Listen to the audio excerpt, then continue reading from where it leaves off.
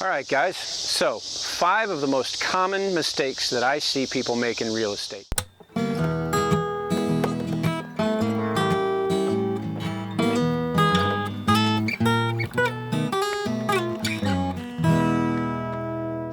I've been a home inspector now for 11 years, and I was a contractor before that. And I do about 650 inspections a year, so I have a lot of opportunities to see the things that people do well and the things that people do not so well when they're dealing with real estate. So I want to share 5 of the top mistakes that I see people make. Now, there's more than 5, and these may not be the most common, but these are the ones that I tend to see the most. So let's get to it. Hopefully, by sharing these with you, you can avoid some of those pitfalls for yourself when you're dealing with real estate. So one of the most common mistakes that I see people make is using an attorney for their real estate deal who is not versed in real estate law. Maybe a friend of the family who's an attorney, maybe someone who practices family law. There's a variety of different areas they may cover, but they don't really know real estate law. The danger in that is if the deal is easy deal and everything goes through no problem and there's no issues with title, there's no issues with requests or things not getting done on the property at closing, you may be fine. But when one of those things or multiples of those things that come up in real estate deal come up and you really need a versed attorney, someone who's very experienced in real estate law to know how to navigate those things and even see those things coming before they get there, you can lose a deal. It's very easy for the other party to just walk away because of trouble when it gets into the attorney review period. So if you're choosing to use an attorney, my recommendation is make sure that the attorney really knows their stuff when it comes to real estate so that they can help you avoid some of those pitfalls. They can make sure that the deal goes smoothly and at the closing table there's no surprises. And if any surprises do come up, they're able to really navigate them for you and help you get through them. So my number one thing on this list is make sure you use an experienced real estate attorney. So another very common mistake that I see people make when they're dealing with real estate is choosing to represent themselves in the real estate deal when they do not have the experience needed to really know how to navigate the real estate market. You know, if you have been buying and selling properties for years and you've been through, dozens of deals and you kind of know the ins and outs of it, you may be able to get away with putting the house on the market and just paying $75 to get an MLS listing. But if you don't know and you haven't had the experience, there's so much that a qualified professional real estate agent knows that can help you navigate the process. Anywhere from how do you present the best offer for the situation that you're in to make sure that you have the strongest opportunity for the buyer or the seller to choose your offer. Or on the seller side, knowing how do you market this house? What do people want to see? Real estate agents are showing houses constantly and they know what buyers are looking for. So for them to be able to come into your house and say, here's what you need to do, it's going to give you that edge against some other houses or at least put you in the same ballpark as them. And that's really, really important. A good real estate agent also has a wide range of individuals that they can connect you with in the real estate industry to help you with things like photography, to help you with what attorney should I use, to help you with staging and inspectors and all of those things and lenders. They've got that experience. And if you are not using a real estate agent, it's very difficult for you to go and find those on your own sometimes. So you may say, but yeah, I don't want to pay the commission to a real estate agent. But you know what? Sometimes a real estate agent on your listing is going to get you $20,000, $30,000 more for your house than you thought, because they're going to know how to market the house to get the the highest possible amount for your property.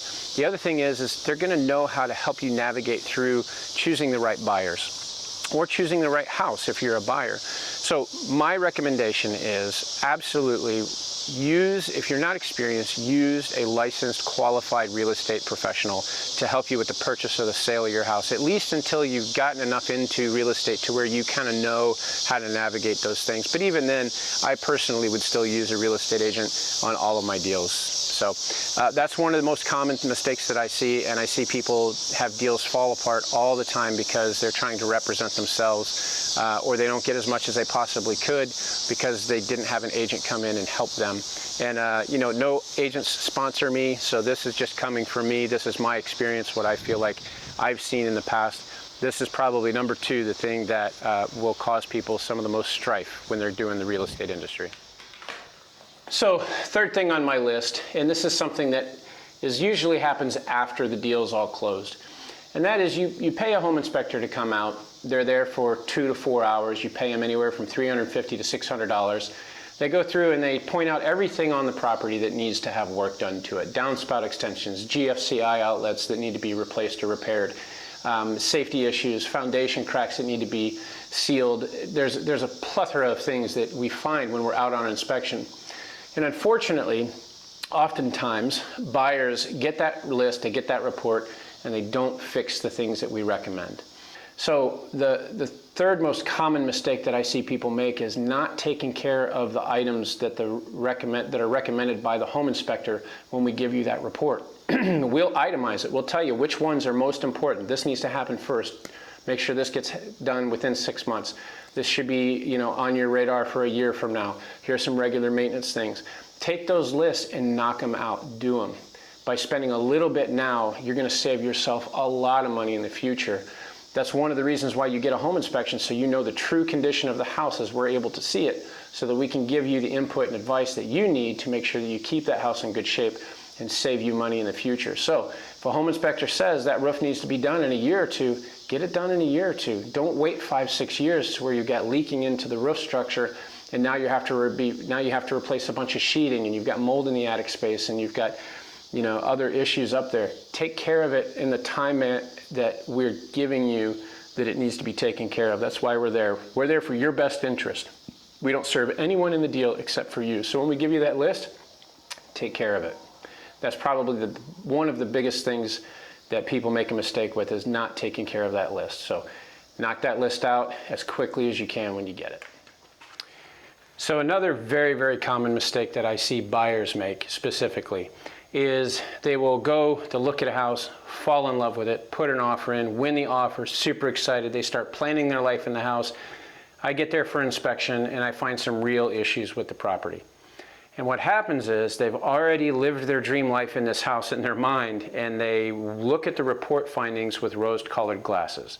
So, well, it's not that bad. Okay, so it needs a roof, but we can deal with that in a couple of years. Or, yeah, there's a little foundation issue, but the house is great, it's beautiful.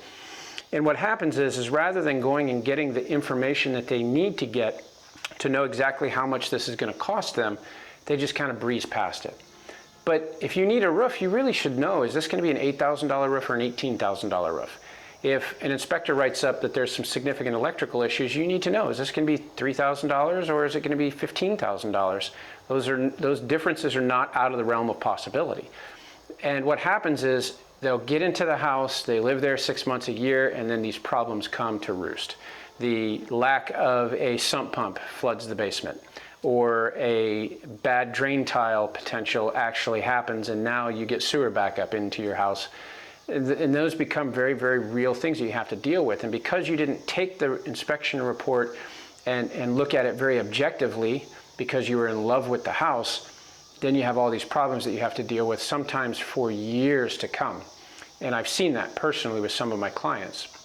Another thing is, when you're looking at a rehabbed house, buyer beware. They look great.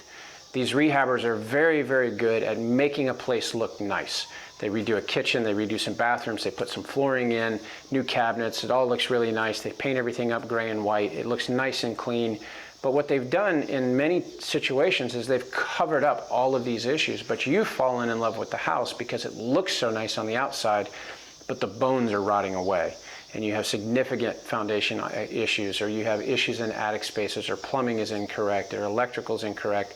And in my personal opinion and my experience has been that about 80% of rehabs are not done well. So when an inspector comes in and says, hey, here's these issues that I'm seeing, and this may be a marker of bigger things that are going on that we can't see, you really should, in my opinion, heed that advice and think about, is this the right place for me? Or at least we need to get all the information that we need to from some professionals to find out what is the potential cost here. I've even seen people that I find termite damage and they don't have a termite inspector come in and check further and give them an idea of what needs to happen in order to keep them from prevent them from coming back. And in the future, they had termites come back in, and then we're saying, what do I do? I'm limited in what I can tell you now. You should have done something when the report came in, but they were so in love with the house that they overlooked things or they sugar-coated things so they felt better about buying the house. You don't want to feel great about buying a house at closing and then for the next 5 years feel horrible about buying the house. So that's another thing that I see that people make often the mistake of not looking objectively at the things that come up in inspection. So when you get that inspection report, really look at it closely and get more information from qualified contractors on what things are going to cost you and how significant items are. We're a generalist. We're like your general practitioner when you go to see your doctor. We're looking for the issues, and then we're going to send you to the professionals who do it day in and day out to give you a better idea of what it's going to cost. Follow that path. It's the right way to do it to make sure that you're getting a house that you really do want, not that you're getting a headache that's going to cost you tons of money and headaches and strife for the next 3-5 years. So that's one of the biggest mistakes that I see people make. Okay, so the last one I want to talk to you about is not using price as your main deciding factor when you're using a professional, whether it is a contractor, plumbing, electrical, roofing, anything like that, or a home inspector, or even the commission that a real estate agent charges. Price is definitely a component of the conversation, but I don't think it's the first deciding factor. To me, you really want to find out, what experience do you have? So from a home inspector's perspective, how many years have you been in business? What is your background? What did you do before you were a home inspector? Do you have insurance? How much insurance do you have? How many inspections do you do a year? Is this a part-time or a full-time thing?